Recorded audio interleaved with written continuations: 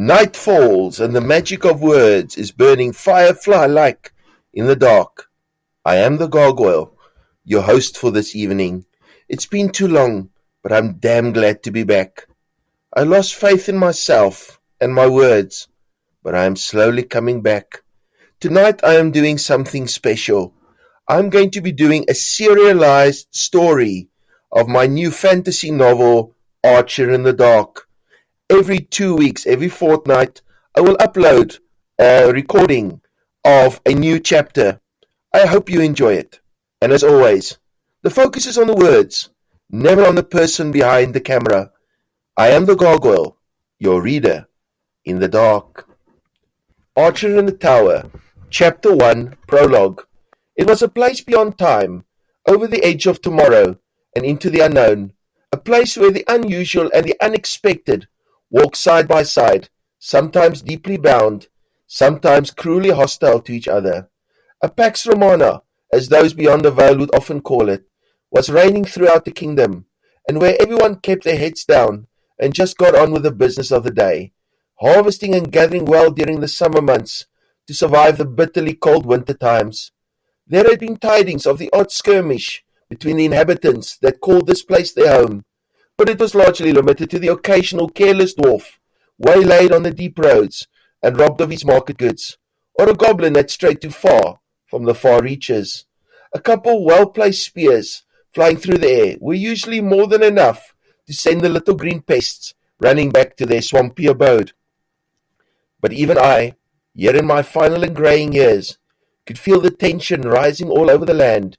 More and more news had been coming in from the merchants, those that travelled the far and dangerous roads peddling their goods. They spoke usually in hushed tones over a pint of cold beer, of a simmering unrest among the creatures of the far reaches. They had long ago been driven into the darkness by the heroes of lore, those now largely forgotten and only mentioned in the dusty tombs guarded so feverishly by the Magi. The night, the colloquial group term for those that frequented the far reaches, had been clamouring to retake the lands they felt were rightly theirs.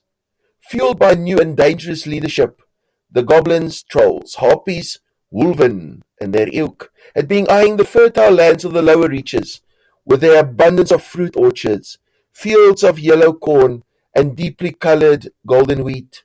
But there was always one, and only one, that truly kept the night at bay, the archer. Since before even the original writing down of the law by the first Magi, the archer was there to keep us safe against those that would harm us. I smiled softly to myself, prodding my cane into the snow-covered ground, hoping to find the last of the winter mushrooms that hadn't been eaten by the forest creatures. Even the sounds of my grandson's laughter faded away behind me as I thought of all the tales my grandfather had told me about the archer. Always one in the tower, a damned soul never destined to see the light at the end of the calling, to walk the wall, demon bow in hand, the one to hold back the night. I had always thought it, in my younger days, to be an exaggeration of the skill and power of the archer. But then I saw the bodies and the wounded, filled with arrows, their dark limbs hideously bent and twisted, dead the instant they hit the ground. You could still find evidence of shattered goblin armor pieces and wolven claws in the forest, covered with weeds and the dark secrets the ancient forest guarded so jealously. They were at least given the opportunity to flee into the undergrowth, to die a quiet death, and bleed out in a pool of scarlet regret. Most of the fallen, those too slow or too stubborn, died in the open field. A swift and merciless arrow to the skull, or to the eye, the last thing they ever remembered. I shook my head, climbing out of my reverie. I almost had enough mushrooms to last me and the boy for a few days at least. The pickings were slim, but if you knew where to look, the forest could always sustain you. "Over here, Grandpa!" the boy shouted, pointing and running away from me. The freshly fallen snow crunched under his leather boots. I stopped for a moment and turned my head to listen. The basket of freshly picked winter mushrooms, now temporarily forgotten. Though I knew the paths and secret trails of the forest like the back of my hand, my mind tended to stray in my old age, and I would sometimes forget where I was. Surely we couldn't have strayed that far, but yet the faintest aroma of death and decay lingered on the cold northern wind. There was nothing quite like it in either the lower or far reaches.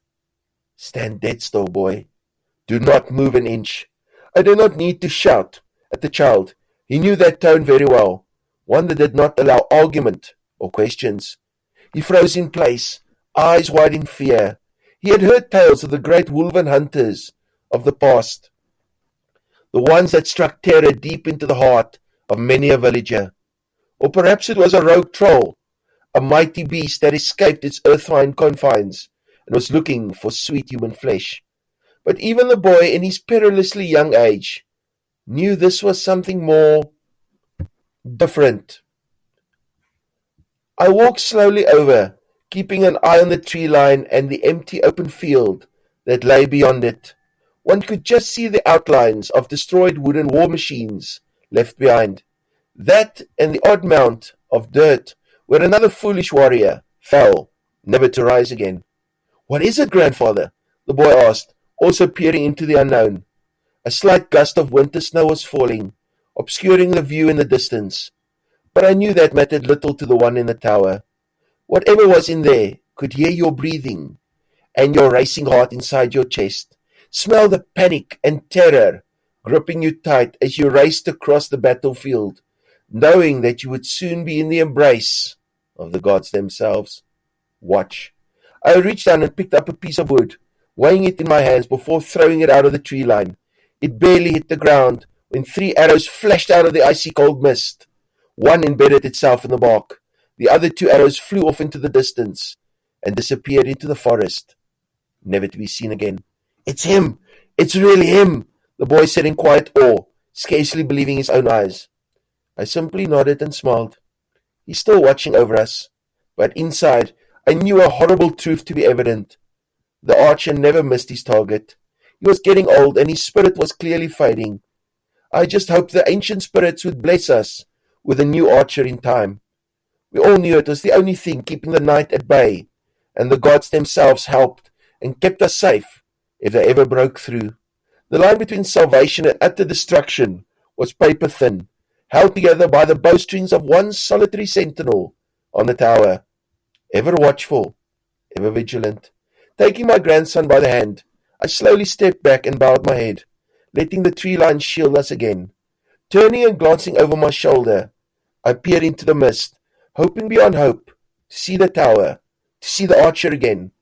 But all remained quiet and ever unseen, just a gentle breeze moving through the snow-covered branches, rustling their leaves ever so slightly. That and the irrepressible feeling that the old god was somehow still out there, and that he hadn't quite left us yet, ever watchful, ever vigilant, till time eventually runs out. Thank you so much for joining me tonight. I will see you in 2 weeks. I am the Gargoyle, your reader in the dark.